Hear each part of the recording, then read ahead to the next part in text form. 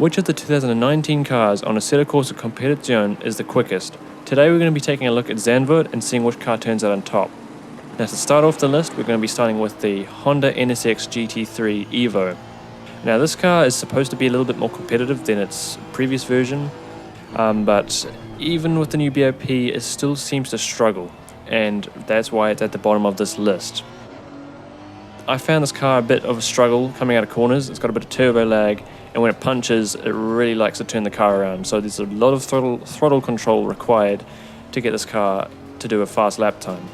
Now I'm going to be quiet for the rest of the lap so you can hear the car.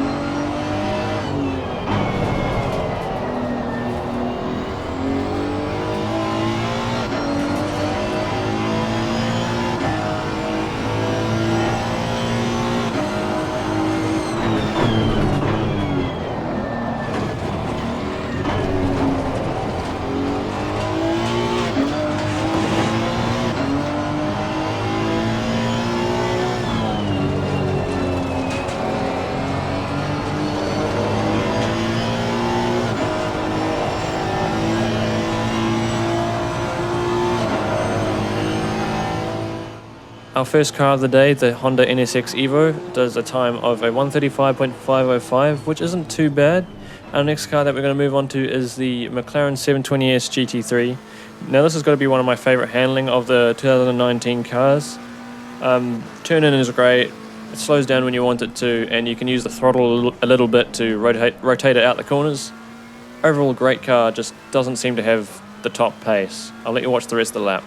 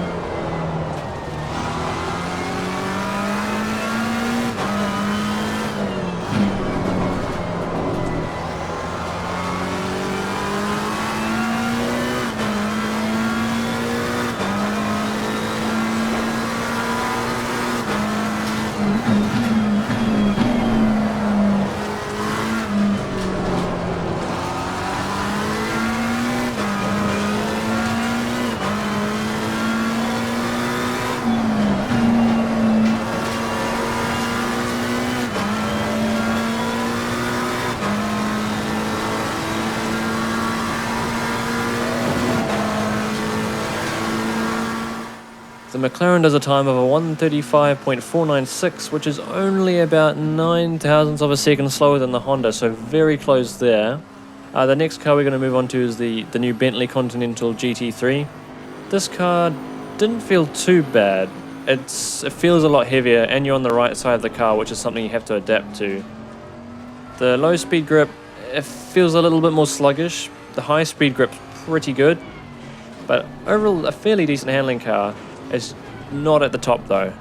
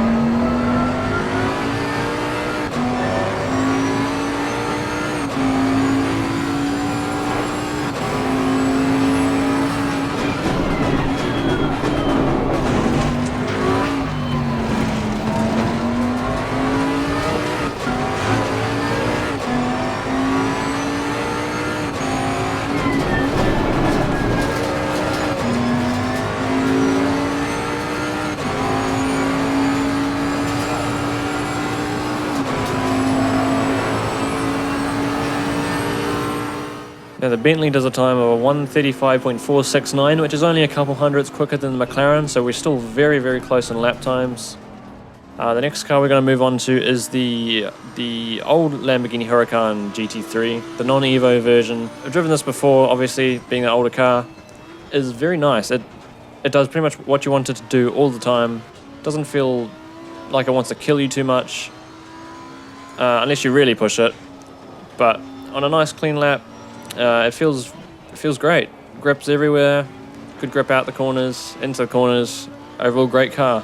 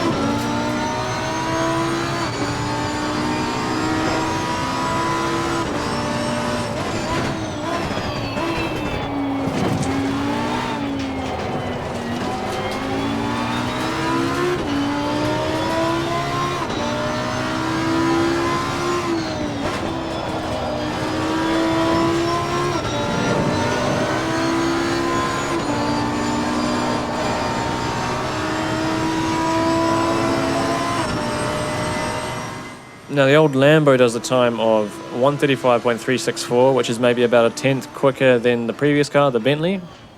Great car, I really enjoy this one. Next we're going to move on to the BMW, which a little bit like the Bentley feels a little bit sluggish into the slow corners, feels a bit heavier coming into the corner. High speed grip is fairly good, almost like the Bentley but a bit quicker in this case.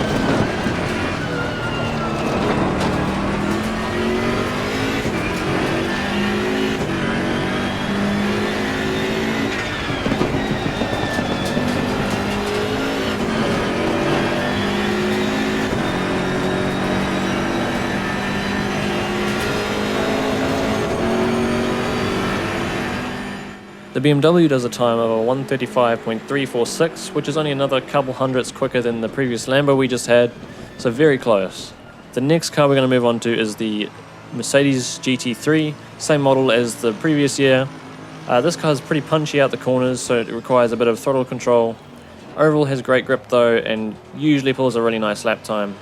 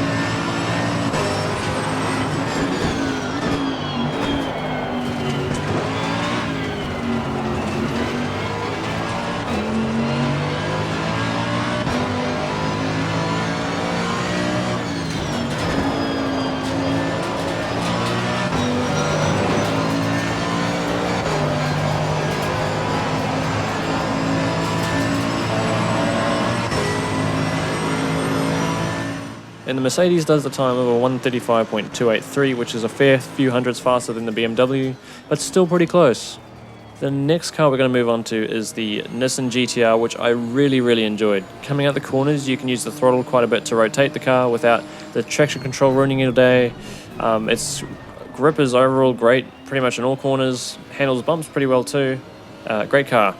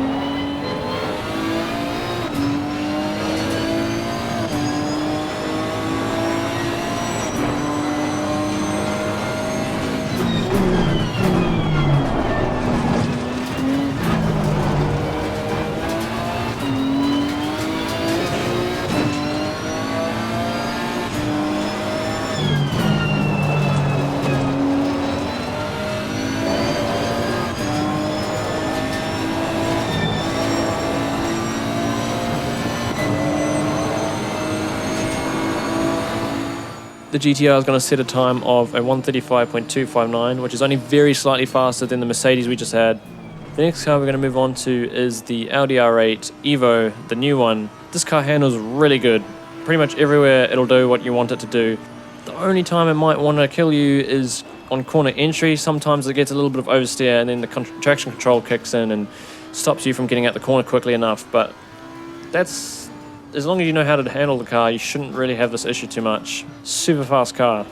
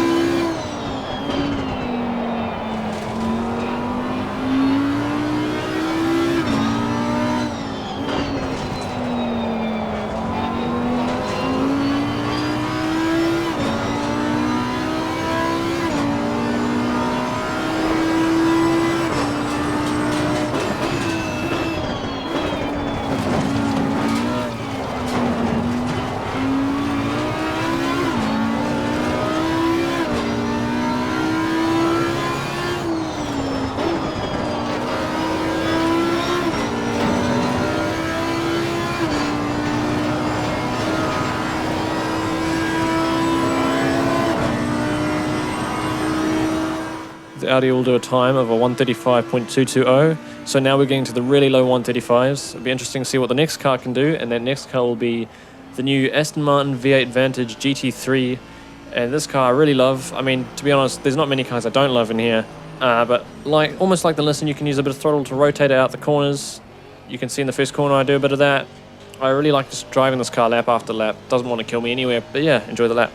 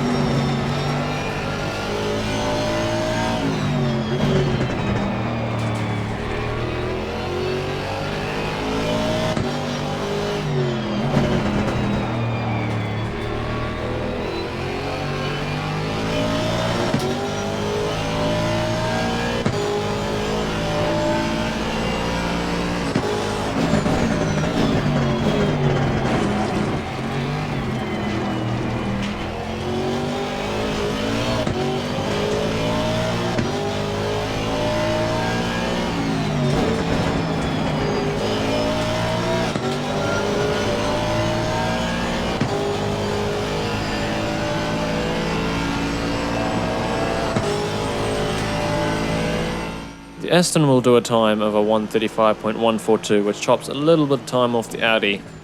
The next car we're going to hop into is the new Lamborghini Huracan Evo GT3. Basically feels exactly like the old Huracan, maybe just a little bit better, has a little bit more grip. I don't really have much else to say, it feels almost the same.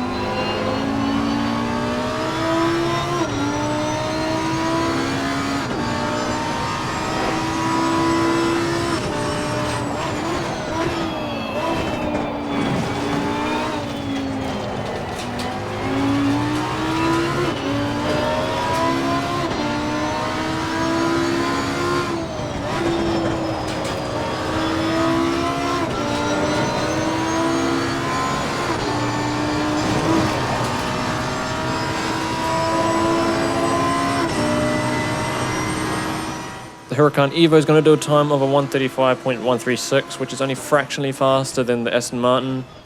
Next car will be the Lexus RC F GT3. This car is also super quick and is a little bit more tricky to drive in my opinion.